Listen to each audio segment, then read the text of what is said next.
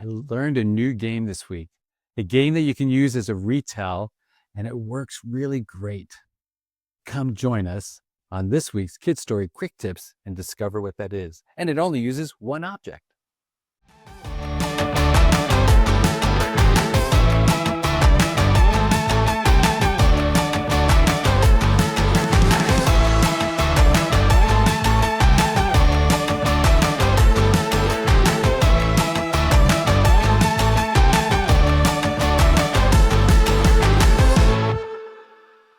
So what's this one object that I discovered that makes a great retell activity?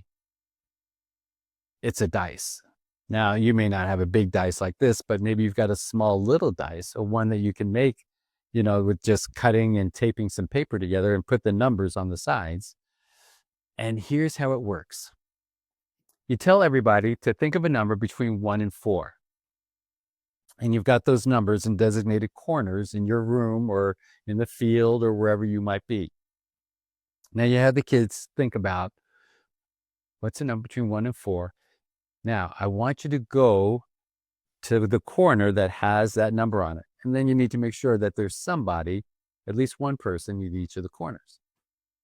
So when you roll the dice, you roll it, and whatever number it lands on, let's say it lands on number 4, and you're doing it as a retell. Well, the number 4, so they have to start telling the story. And then you roll the dice again, and it lands on a 3. Then whoever's the group that's in number 3, they have to now answer and respond to what's next in the story based on where the last group left off. Okay, great retell. But then you might ask, well, what about 5 and 6? I've only got 4 groups. So let's say it lands on number 5.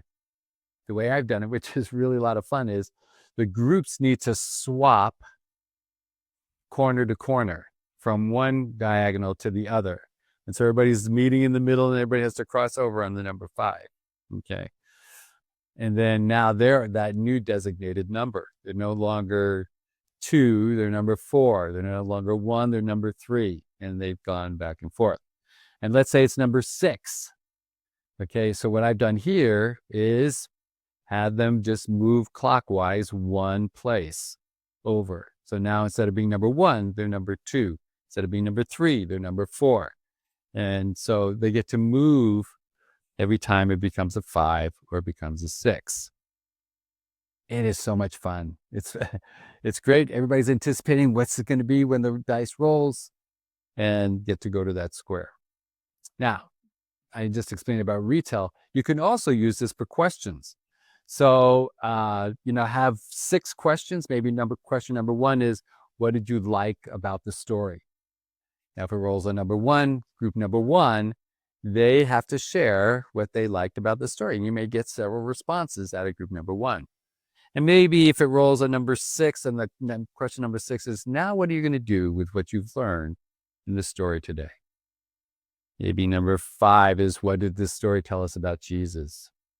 Maybe number 4 is, when have you experienced something like what the people in the story experienced today? And, so on and so forth. Maybe number 3 is something to the effect of, what were the emotions that the character felt? When have you had those emotions before? Good heart question. One object, many ways to use it, and engage your kids in the telling, retelling, and the discussion of a Bible story. Thanks for joining us here on this week's Kid Story Quick Tips. God bless you.